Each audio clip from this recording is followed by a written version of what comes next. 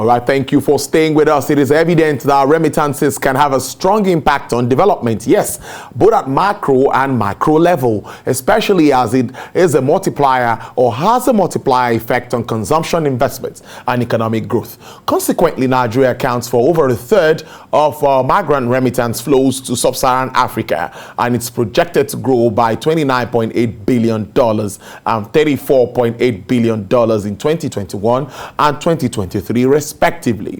Against increasing migration, lower growth forecasts, declining standards of living, and rising insecurity, remittance inflows into Nigeria, according to the recent report by the World Bank, fell by 7.7% to $16.8 billion in 2020 from $23.24 billion. The World Bank report also shows that remittances to sub-Saharan Africa fell by 12.5% to $42 billion in 2020, with Nigeria accounting for 40% of the remittances into the subcontinent. Despite the dampening effect of the COVID-19 pandemic on global economy, remittance flows remain resilient in 2020, registering a smaller decline than previously projected.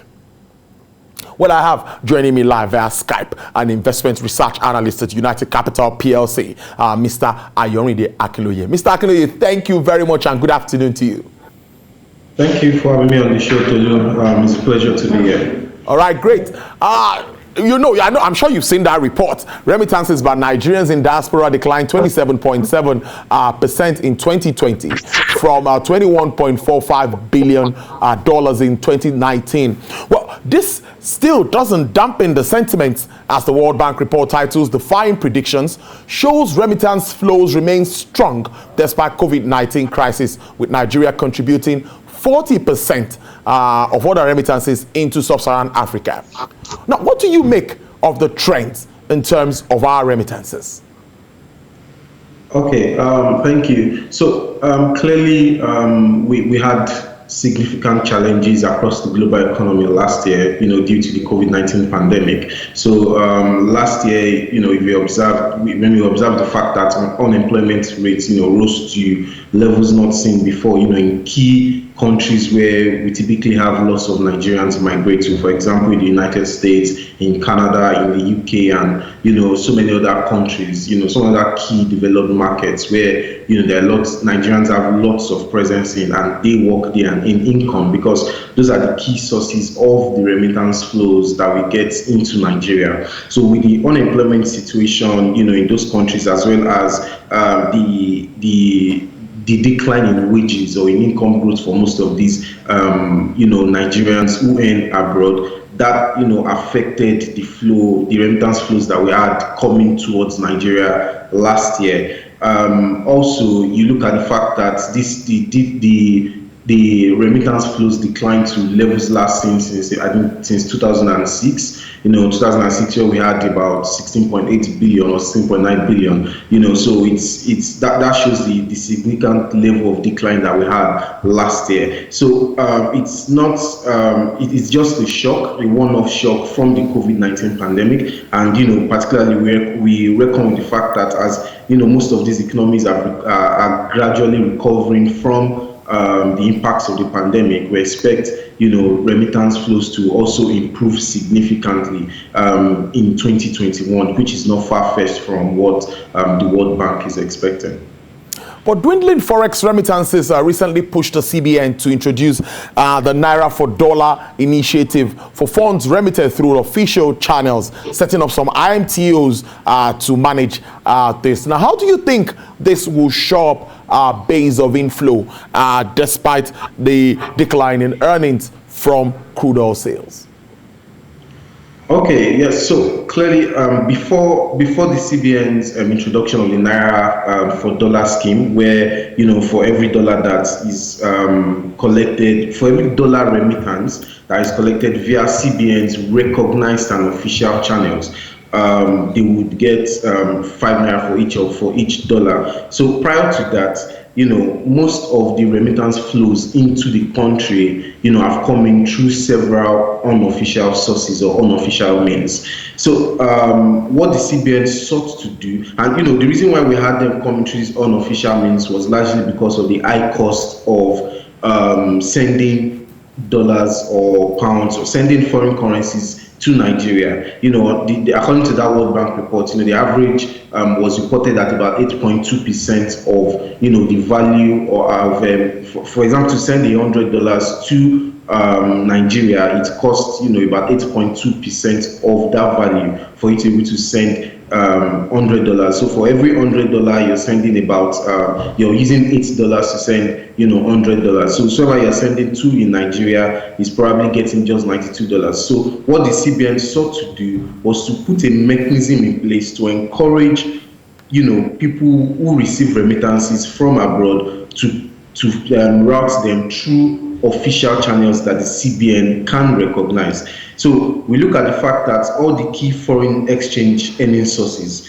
have declined significantly. So for example, last year, total capital inflows from foreign direct investments, from foreign portfolio investments, and other forms of investments, was just under 10 billion, whereas we have remittance flows of about 17 billion, which is almost 2 times the total inflows. And if you look at the trend of remittance inflows compared to capital importation via foreign direct investment and foreign portfolio investments, many a times you would see remittance flows are always ahead of the capital importation flows. So the CBN has identified this as a major channel where it can boost external reserves. External reserves have continued to remain weak, largely because oil prices definitely have recovered this year, but production still remains, below historic levels, largely because, we have to comply with OPEC cuts and all. So dollar flows from that segment is weak.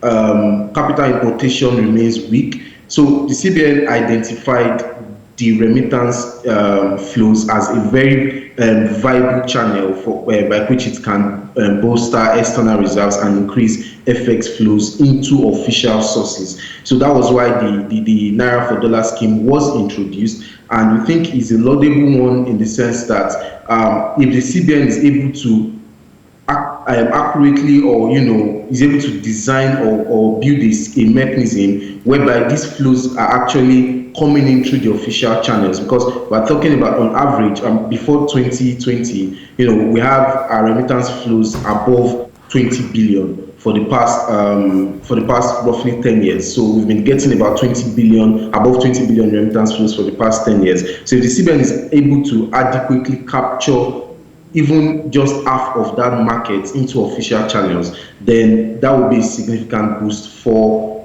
external reserves, and also will go a long way in placating some of the FX liquidity challenges that we have within the country. We've also seen other countries, putting up schemes and initiatives all to attract foreign investments, just like the Naira for Dollar scheme. As the CBN tries to introduce policies, initiatives, and just to attract more investments and bridge this disparity between the parallel market and, of course, the official exchange rates, what more do you think can be done by the Apex Bank to shore up foreign reserves, external reserves, to be able to, make Forex available? We've seen restrictions for some items and all of that. All is to manage the FX that is in place.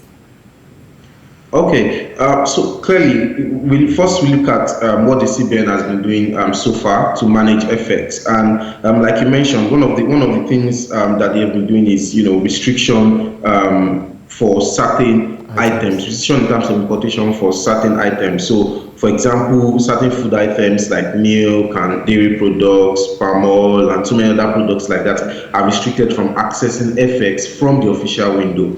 Now, what happens in such situation is most of the importers who import these products end up moving their demand to the parallel market, because they are not necessarily banned from importing these products. The only thing is they cannot get FX from the CBN. So they would go to the parallel market, source their FX, of which what happens, basically the principle of demand and supply. If more and more demand is going to the parallel market as a result of lack of access to the official market, or lack of access to the I&E window, what you would see would be a spike in the cost of getting dollars or getting pounds or euros at the parallel markets, which is what is responsible for the huge spread we have between the I&E window rates and the parallel market rates. So what the key things that the CBN should be focusing on, number one is trying to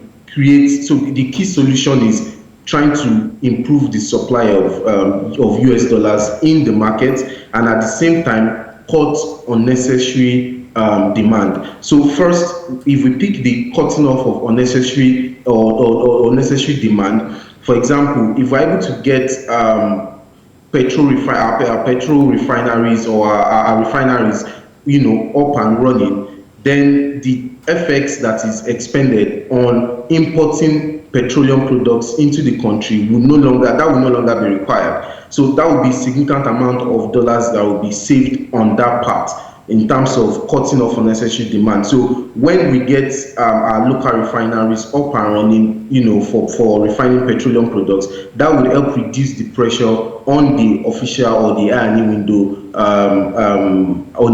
window, basically. Also, in terms of food, agricultural products, there are still lots of efforts there are still lots of investments that can be done in agriculture, particularly from the fiscal side of things now. That's from the federal government, and in terms of policies to encourage private investors to take up investments in agriculture.